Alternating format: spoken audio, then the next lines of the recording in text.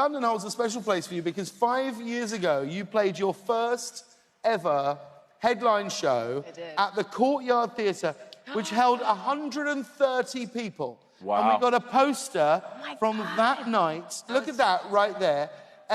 What do you remember about this night? 15. 15, yeah. Playing in London. Yeah, it was my first headlining show ever. I remember going, because this was like a tiny, it was the first time I'd ever been in Europe. And I was with my whole family. And I remember pulling up to the venue, and it's this like tiny little door. Like you would never even know. It says the Courtyard. And there was this girl standing outside, and she was with her mom. I was like, what are they doing here? Like, who is that?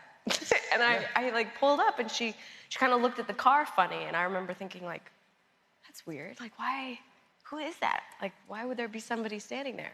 And I opened the door, and she like looked at me, and she looked so happy and surprised. And I was like, what are you looking at? Yeah. And she was the first person to ever stand in the line to meet me ever in my life. And I gave her the biggest hug, and I took a picture with her, and I just like held her, and she was so sweet. And it was really magical. And that night, it was just the most amazing thing. I think we had like 7 songs total that we even had. We had no other songs. We played every single song we had written, my brother and I.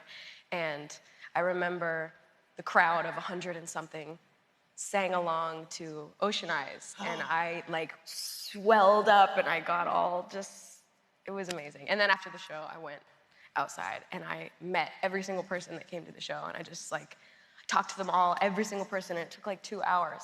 And I was doing a show in, I think it was Germany last week, and I have this part of my show where I'm up on this like cherry picker arm, like looks kind of like that camera thing, and I like go around the arena, and I get to see all the people that are up in the stands, and it's so unbelievably magical and surreal. And I was thinking like, I really miss meeting everyone. I mean, now it's like, well, you'd be there like a year. Yeah, if you tried to hug everybody at Glastonbury, you'd still be hugging people when like the headline act is happening the next Friday.